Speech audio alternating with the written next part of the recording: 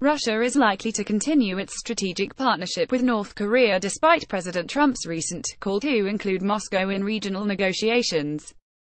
Recognizing the strong role that Beijing plays in assisting Pyongyang, Washington has repeatedly invited China to restrain its aggressive ally in hopes of halting the rapid progression of its nuclear weapons program. While the relationship between North Korean leader Kim Jong Un and his Chinese counterpart remains vital to the regime's stability, Pyongyang also relies on a steady wave of political support from its powerful northern neighbor. China has much more ties to North Korea than Russia does, but Russia doesn't want to look like an irrelevant power on its border. William Courtney, the adjunct senior fellow at the RAND Corporation, told the Washington Examiner. A former ambassador to Georgia and Kazakhstan, Courtney explained that Russia has had an intention, for a long time, of supporting, even at some financial cost, a bunch of countries that keep the U.S. off balance or tied down. Rather than having wealthy allies like the West, Russia tends to have poor and troubled dictatorial or unstable allies, and North Korea fits that category, he added. Russian President Vladimir Putin's goal of undermining U.S. interests in the region, however, has to be achieved through a carefully calculated policy that does not provoke Washington into a military confrontation with Pyongyang. Russia saw what happened with reunification in Germany, Courtney explained, warning that Putin likely fears that a possible U.S.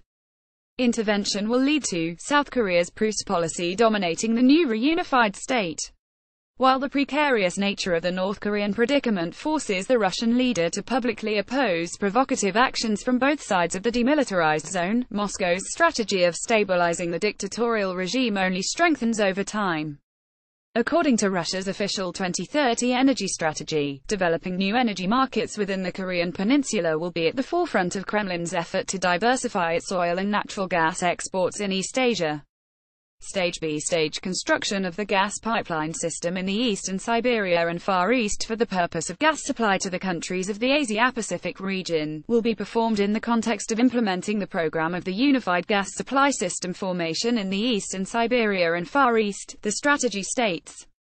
Moscow further plans to explore these new markets by constructing a natural gas pipeline that runs through North Korea, a move that will provide Pyongyang with a reliable source of energy that will slash its crippling dependency on China. Russia's strategic posture toward North Korea was also on display earlier this year, when Putin and Chinese President Xi Jinping strongly opposed the U.S. move to deploy Terminal High Altitude Area Defense THAAD anti-missile system in South Korea. For Russia, Washington's move represented an identical expansion of missile defense systems in Eastern Europe and a direct threat to the hub of Russian strategic capabilities in the naval city of Vladivostok. With equal resilience, Putin also dismissed Trump's recent call to pressure North Korea with a new wave of severe economic sanctions. It's absurd to put Russia on the same sanctions list as North Korea and then ask us to help impose sanctions against North Korea, Putin declared in September. The sanctions regime has hit a wall. No matter what we do to North Korea's actions will not change.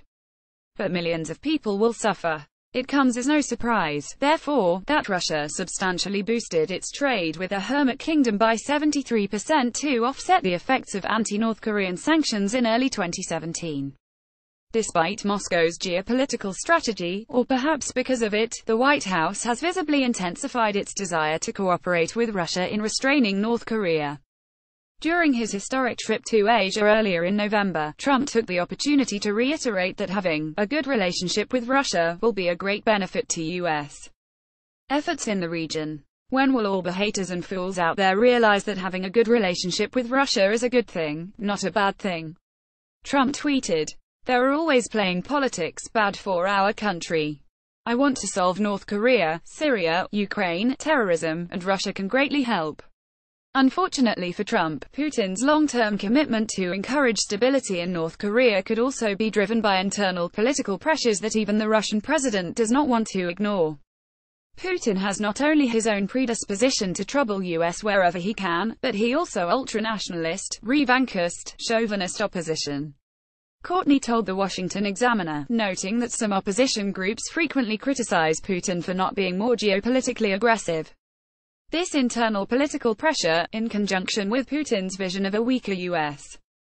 state could explain why the Russian president knew about the North Korean nuclear program for the last 2 decades and chose to do nothing to oppose it. In 2001, on my way to Japan, I was in North Korea and met with the father of the current leader, Putin said in October. Even back then he told me that they have an atomic bomb.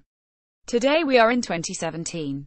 Putin continued, the country is living in a permanent state of sanctions. Instead of an atomic bomb, they have a hydrogen bomb. Instead of basic artillery systems, they have mid-range missile capabilities. What changed? Nikita Vladimirov at NIKV official is a contributor to the Washington Examiner's Beltway Confidential blog. He is also an investigative reporter for Campus Reform. If you would like to write an opt for the Washington Examiner, please read our guidelines on submissions here.